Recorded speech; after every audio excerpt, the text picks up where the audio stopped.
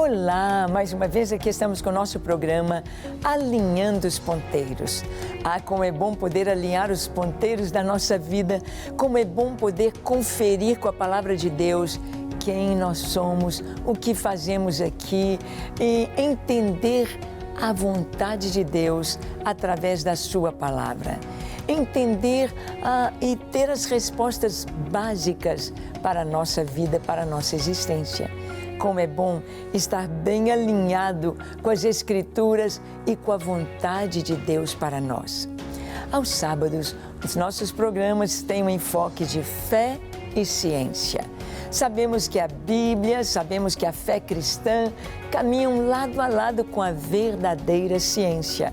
Cada grande descoberta da ciência em todas as áreas se completa, se coaduna, se reflete dentro das verdades da Escritura Sagrada.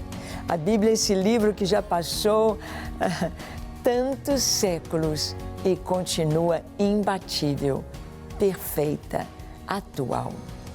Bem, no programa de hoje nós temos alguém muito especial conosco, Dr. Rodrigo Penna, biólogo, cientista, pesquisador, professor, e ele vai nos falar sobre as ideias corrosivas de Darwin. Será que Darwin pensava no que iria acontecer no mundo através do seu livro A Origem das Espécies?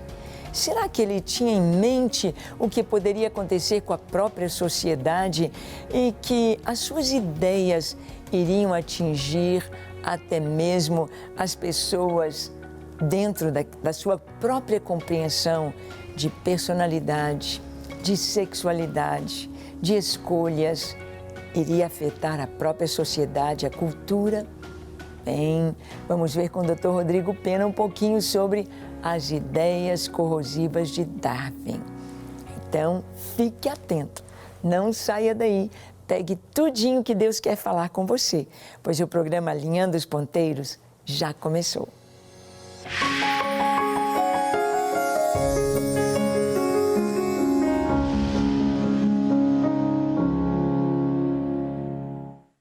Muito bem, nós sabemos que dentro da ciência se fazem perguntas. Uma das grandes perguntas que os homens, os seres humanos querem a resposta é: quem nós somos? De onde viemos? O que fazemos aqui nesse planeta? O que será depois da nossa vida aqui? São as perguntas existenciais básicas, das quais precisamos ter a resposta. E de acordo com a resposta que você tem, de acordo com a resposta que você aceita, você vai viver. Quer um exemplo? Você às vezes pega um jovem crente.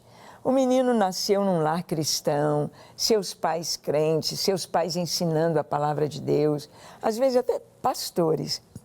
Mas nós sabemos que filho de crente não é crentinho. O filho de crente, assim como qualquer pessoa, precisa ter um momento de ter seu encontro com Jesus. Precisa entregar a vida a Jesus. Precisa ter um relacionamento pessoal com Deus. Porque ser cristão não é seguir uma série de normas como o islamismo. Não é seguir um tanto de leis como o judaísmo. Ser um cristão é ter um relacionamento pessoal com Deus. Pessoal. É ter o próprio Espírito Santo na sua vida, selando um pacto, uma aliança eterna. O Espírito Santo vem habitar em nós quando reconhecemos Jesus como nosso Senhor e Salvador. Então, às vezes esse menino crente, esse menino que tem uma família tão bonita, mas ele não está muito firme nas suas convicções cristãs e vai para a faculdade. Passou pelo ensino fundamental, o ensino médio, aprendeu sobre a teoria da evolução e viu lá as figuras do homem como um chimpanzé que vai ficando erguido mais, até ser um homem homo sapiens. Então, e ele acredita na teoria da evolução. O que acontece com esse menino? Ele já começa ao aceitar que nós viemos de uma ancestral comum dos símios, ele já começa a mudar o seu jeito de falar, de vestir, de ser, de se portar. E muitas vezes ele se torna um militante de ideias e ideologias totalmente contrárias à palavra de Deus. Ele deixa a fé de lado, ele deixa a Bíblia de lado e abraça ideias contrárias à palavra de Deus. Então, há uma mudança radical nele, há uma mudança. E isso, infelizmente, tem acontecido com muitos jovens cristãos, não só no Brasil, mas também em outras nações. Aquele filme mesmo, Deus Não Está Morto, 1 e o 2, foram filmes feitos por cristãos norte-americanos exatamente para abrir os olhos dos nossos jovens de que Deus existe, de que Deus é o Criador e de que Deus é juiz, Ele está presente e Ele é Salvador. Então, a teoria da evolução, ela é muito forte para trazer uma ideia de que Deus está morto ou de que Deus não existe. Como alguns cientistas ateus quiseram dizer que o golpe de misericórdia na teoria do design inteligente ou em Deus era dado por Darwin. Que Darwin, o que ele trouxe, estava acima de Deus, acima dos conceitos cristãos. Então, nós vamos ver que não é assim. A gente tem de estudar a teoria da evolução porque está nas nossas escolas, está no nosso currículo. Tem de fazer prova, tem de aprender. E você que é um jovem cristão, aprenda bastante. Vá além do que o professor ensinar, para que você tenha base para dizer para ele, professor, não é assim. Nós vamos ver aí com o pessoal do TDI, receber deles essa capacitação para podermos conversar na escola. Professor, o que era antes do Big Bang? Oh, nada. Nada. Como que o nada, do nada para nada, cria tudo. É impossível. Só que esse tudo que nós temos é perfeito. O macrocosmos, o universo é perfeito. É regido por leis, é cheio de equações e constantes absolutas aí no universo. O microcosmos, o que acontece dentro de uma célula viva, seja vegetal, seja animal, o que acontece dentro de uma célula é perfeito, é tremendamente grande e maravilhoso, fruto de um planejamento, de uma mente extraordinária.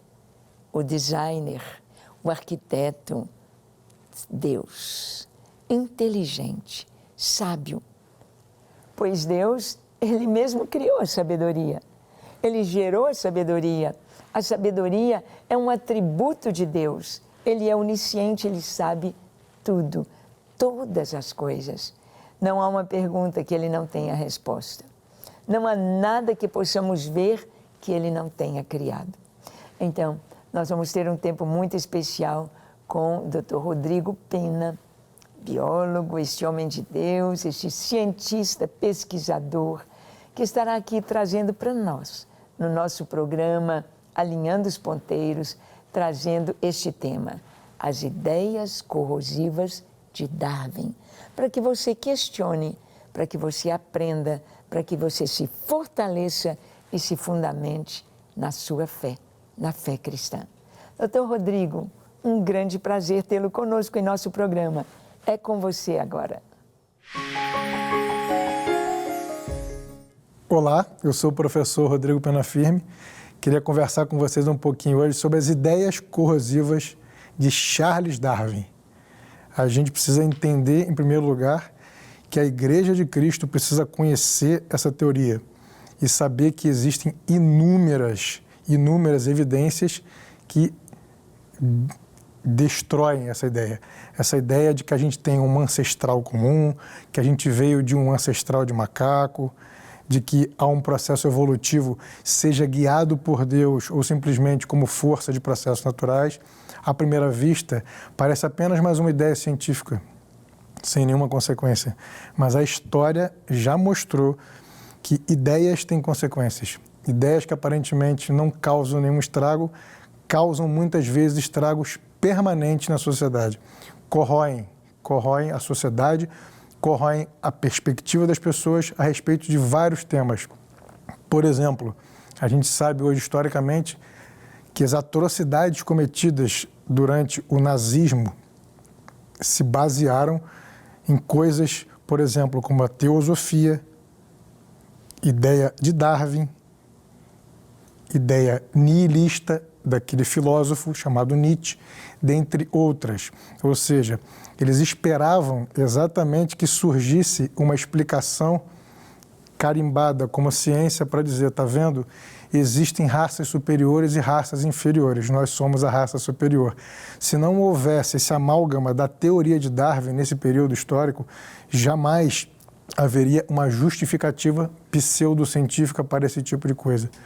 E hoje em dia a gente vê que essa ideia não desapareceu e ela influencia a tomada de decisão do dia a dia das pessoas. Eu costumo agradecer a Deus pelo fato de que a maioria das pessoas que acreditam nessa teoria, elas vivem sem aplicar isso no seu dia a dia. Elas vivem de forma a não fazer aquilo que elas acreditam. Por exemplo, se houver um acidente de carro, uma pessoa acredita na teoria de Darwin, que você veio de um ancestral comum.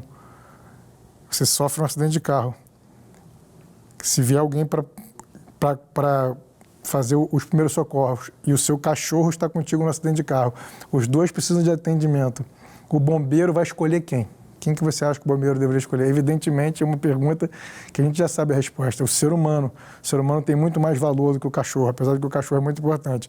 Agora, quem acredita na teoria de Darwin não tem justificativa para escolher um ou outro, porque a teoria coloca bem claro que nós somos apenas mais um animal.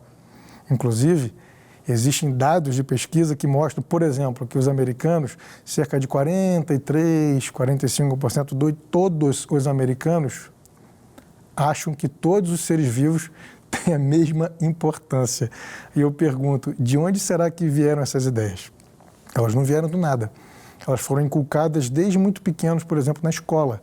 Então, isso é um problema muito sério. Por exemplo, hoje, a gente sabe que a gente tem que cuidar do planeta Terra. Nós somos mordomos da criação. Mas a gente está vendo o surgimento, o espalhamento de vários tipos de ambientalismo que se baseiam, por exemplo, em ideias darwinistas. Por quê? Porque o que a gente está vendo em alguns movimentos ambientalistas? Eles são uma distorção da realidade. A gente foi chamado para cuidar da criação, mas esses movimentos ambientalistas adoram a criação e não o Criador. Por quê? Porque existe uma ideia pseudocientífica que coloca todos os seres no mesmo patamar. Por exemplo, como eu posso defender direitos humanos à luz dessas ideias? Não existe espaço, não existe fundamentação para que existam direitos humanos. Uma coisa que está crescendo muito hoje em dia, a ideia de direitos da natureza, direito de plantas e de animais. Inclusive, tem países que já defendem na sua Constituição há muito tempo, a gente não fica sabendo disso. Na Suécia, por exemplo, a Constituição diz que, dependendo do tipo de tratamento que você der para a planta, você está cometendo quase que um assassinato. Você vai podar uma árvore, você não está podando a árvore, você está amputando a árvore. Veja só que ponto nós chegamos. Por quê? Por causa de ideias corrosivas. E quando a gente tem hoje um mar de evidências que mostram claramente, a partir de estudos de criacionismo científico e da teoria do design inteligente, que o processo evolutivo simplesmente não existe. Não existem evidências fósseis, não existem evidências dos seres vivos que estão aqui entre nós. Então existe uma série de argumentos que já estão muito bem articulados que colocam em xeque essa teoria. Então a gente não precisa e não pode aceitar isso, ainda mais estando na igreja, até porque essa teoria, ela bate de frente com o que a Bíblia diz claramente, que nós fomos criados à imagem e semelhança de um Deus poderoso, altíssimo, que nos fez de uma vez. Não foi devagarzinho, aos pouquinhos. Algumas pessoas até me perguntam, mas você acredita que Deus fez todos os seres vivos em 6 dias? Eu fico perguntando, mas por que não fez em 1? Essa que é a minha pergunta. E isso não é uma questão de fé. Então eu convido as pessoas para investigarem, porque tem uma série de publicações, uma série de documentários que estão ainda, infelizmente, uma boa parte deles em língua inglesa, mas já temos também muito material em português, muito material traduzido e autores novos surgindo que vão mostrar claramente. E aí eu recomendo que vocês comecem estudando a fundamentação teórica, por exemplo, da teoria do design inteligente, que vai mostrar os pilares, né? O que são as ideias centrais que mostram para a gente claramente que existe uma mente extremamente inteligente e poderosa por trás da criação e da manutenção do universo e da vida. Gente, a complexidade da vida é tão assustadora que, à primeira vista, a gente fica assim, ué, será que tem como esse negócio ter sido criado por Deus ou veio de processos naturais, aleatórios? Então, a teoria do design inteligente vai mostrar para a gente que, por exemplo, existe uma série de sistemas complexos que não podem ser compreendidos, que não podem jamais ter evoluído. Por quê? Porque ou está tudo pronto de uma vez ou a coisa não funciona. Esse é um dos pilares do design inteligente, a ideia da complexidade irredutível. Ou está tudo de uma vez funcionando ou não funciona. A ideia da antevidência, por exemplo. Tem vários sistemas biológicos, sistemas ecológicos, físicos, que a gente vê que aquilo ali foi feito com um planejamento antevendo problemas, reparos que podem acontecer lá na frente. Então, são uma série de coisas que vão mostrar para a gente que a gente precisa abandonar de uma vez por todas, em especial a igreja, abandonar essa ideia. É irreconciliável. E as consequências disso na nossa sociedade são terríveis. Muitos jovens estão abandonando a fé por causa de teorias como a teoria do Darwin. Então, a gente precisa estudar a ciência com profundidade e ver que cada vez mais a palavra de Deus se comprova quando a gente estuda o livro da natureza. E além desses dois pilares, que é a complexidade irredutível e que é a antevidência, existe também a ideia do ajuste fino. A gente sabe, por exemplo, que tem várias constantes, várias relações na natureza, não são uma nem duas, não, são centenas de constantes, né, que a gente compreende pela linguagem matemática, que se mudar uma vírgula, a coisa não funciona. Né? É como se fosse assim, se a Lua se aproximasse da Terra um pouquinho a mais, as marés seriam gigantescas, inundariam a Terra. Ou se ela fosse um pouquinho mais para trás, seriam minúsculas. Não teria a força da gravidade, né, que a gente vive aqui na Terra, preso aqui no chão, as coisas flutuariam. Então tem uma série de coisas, o oxigênio na atmosfera. A gente vive numa atmosfera que tem em torno aí de 21% a 22% de oxigênio. Se a quantidade de oxigênio aumenta a um certo nível, a gente pode entrar em combustão espontânea, simplesmente só pelo ato de respirar. O oxigênio vai oxidar a nossa matéria orgânica, vai liberar tanta energia tão rapidamente que a gente vai virar uma espécie de fogueira, né? Porque isso que acontece com carvão quando você toca fogo, está liberando muita energia de uma vez. Então, tem uma série de evidências que mostra claramente. A outra que eu acho que é muito interessante a gente falar um pouquinho também é a ideia da informação codificada de forma aperiódica. O que é isso? Quando a gente olha, por exemplo, para um sistema biológico e a gente começa a entrar e entender como é que a coisa está funcionando, a gente vê que absolutamente tudo precisa funcionar porque tem informação. De onde vem essa informação? Por exemplo, um cachorro vai lá, sei lá, uma cobra, qualquer animal que você pensar. Você já reparou que eles já nascem sabendo uma série de coisas? Tem um comportamento instintivo que foi colocado ali dentro. Você já se perguntou de onde vem isso? E onde está inscrito isso, digamos assim, dentro do corpo desses organismos? A gente sabe que uma boa parte do comportamento está inscrito nos genes e quase que a totalidade da expressão física desses animais, como é que ele é, a cor, tamanho, etc., está tudo dentro de cada célula. Tem lá o famoso DNA. Todas as células do corpo, dos animais e das plantas, repetem o mesmo DNA. Todas as células têm DNA. E esse DNA, de acordo com o ambiente onde ele está, ele se expressa de uma maneira ou de outra, formando células totalmente diferentes que em conjunto formam tecidos e órgãos e que formam um corpo unido, né?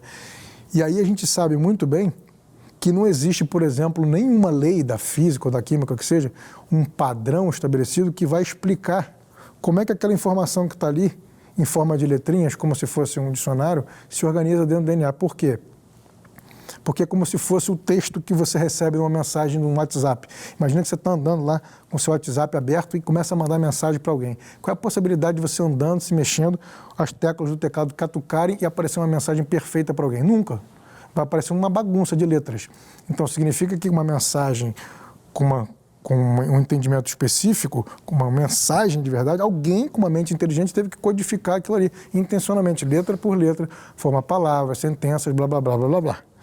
Agora, você imagina o seguinte, o DNA, ele é um conjunto de milhões e milhões e milhões e milhões de letrinhas, uma atrás da outra, encaixadinha, bonitinha, para formar uma informação que vai gerar uma proteína ou qualquer outra substância que, num conjunto, vai formar um tecido que, inclusive, tem até uma mensagem de como é que vai ser a tridimensionalidade, onde vai ficar. Gente, de onde é que veio essa informação? Quem botou essa informação ali? Entendeu? Então, é chocante quando você começa a entender um mínimo de biologia e de química, você percebe que, evidentemente, tem que ter uma mente, porque tem informação. E a pergunta fica, de onde veio esta informação? Quem é o que planejou para que tenha tudo isso? Todos esses pilares. Fica muito claro que existe um ser superpoderoso que é fora da matéria, fora do espaço, fora do tempo, que criou a matéria, criou o espaço, criou o tempo, e nós temos que nos curvar a este que nós, como cristãos, entendemos que é o Deus que se revela na natureza e na Bíblia. Não temos nenhuma dúvida disso. Ainda que a ciência, como design inteligente, não tem o propósito e não consegue dizer quem é esse Deus. Mas sabemos que o grande candidato é o Deus da Bíblia, porque é ele que tem todas as características que nós conhecemos, né? Por exemplo, jamais poderíamos imaginar que a perspectiva, por exemplo, do hinduísmo, que tem lá milhões de deuses, poderia ser a causa de tamanha complexidade, da presença de informação, da antevidência, da complexidade irredutível. Não é isso? A gente poderia falar muito mais tempo. Esses deuses estariam brigando entre si, estariam até hoje discutindo. Quem é que vai botar qual letrinha na frente de qual? Então, se você tiver um pouco de boa vontade, um pouco de honestidade intelectual, que eu sei que você tem, né, eu acho que já é suficiente para você começar a entender que não é simplesmente uma aulinha de biologia, talvez até chata, daquele professor que você nem gostava. São ideias que podem modificar o mundo e estão afetando profundamente a fé das pessoas. Então, é isso que eu queria falar com vocês. Obrigado pela atenção aí, um grande abraço, que Deus abençoe a todos. Ah, como é bom ouvir o Dr. Rodrigo, não é verdade? Como ele ama estudar dentro da biologia, dentro das maravilhas da natureza. Nós temos tanta coisa tão linda que nos fascina dentro da criação. Olhamos os pássaros, olhamos os insetos, esses insetos que a gente não dá a mínima importância, que têm uma vida tão curtinha, mas tão lindos, tão perfeitos, com tantas cores, com tanta beleza, com tantos mistérios, envolvendo a sua formação, envolvendo o seu modo de se reproduzir, o seu modo de viver e a sua função dentro do ecossistema, dentro da ciência aqui na Terra. Como é gostoso a gente ter aula de biologia, aula de química, de física. Como é gostoso a gente mergulhar na ciência vendo quão grande é o nosso Deus. Nosso Deus é muito maior do que você possa imaginar. Nosso Deus é muito mais sábio do que você possa imaginar. Nosso Deus é eterno. Ele é perfeito, perfeito em tudo que Ele faz. Ele não apenas fez o universo, não apenas fez a terra habitável e tão habitável. No ar, na terra, nas águas, nós vemos seres sem conta povoando os mares, os ares e a terra. Microscópicos e seres de um tamanho tão grande, maiores que o ser humano, como um elefante, uma girafa, um rinoceronte, um hipopótamo. Sim, tão variada, é a obra da criação do Senhor. E Deus fez tudo isto e colocou aqui o homem como coroa da criação. Coroa da criação. O homem é a criatura mais importante que Deus fez, a quem Deus trouxe o seu próprio coração, com quem Deus se relaciona. Deus fala conosco e Deus, Ele nos elegeu para sermos seus filhos. Só que, para nos tornarmos filhos de Deus, para estarmos livres dessas ideias corrosivas de mentira, de falta de evidência, para estarmos alinhados com a vontade de Deus, com a palavra de Deus e com o que Ele tem para nós, é preciso a gente passar por uma porta. Essa porta é Jesus. Atravessar o vão dessa porta, entrar num caminho, um caminho estreito que nos leva à salvação. Esse caminho também é Jesus. A porta é Jesus, o caminho é Jesus e que nos leva à eternidade, à salvação, à presença do Pai, a desfrutar das maravilhas da sua mesa, da sua presença, da sua comunhão, a nos tornarmos filhos de Deus. Você quer ser um filho de Deus? Você quer experimentar a pureza no seu coração, a vida eterna, uma nova vida, o perdão dos seus pecados? Jesus é quem dá. Feche seus olhos, curve a sua fronte, se for possível, se ajoelhe e agora torne-se um filho de Deus, entregando sua vida a Jesus. Ore comigo dizendo assim: Senhor, eis-me aqui em Tua presença, eu abro o meu coração, contempla a minha vida, Senhor, Tu vês os meus erros, os meus pecados, as minhas falhas, Tu sabes todas as coisas. Perdoa-me, Senhor, lava-me, lava o meu coração, santifica-me com a Tua palavra, eu me entrego a Ti para ser inteiramente Teu. Dá-me certeza de salvação, escreve meu nome no livro da vida e dá-me um novo coração.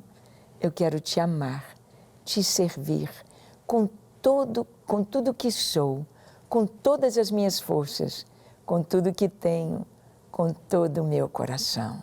Eu me entrego a Ti para ser Teu filho, hoje e para sempre.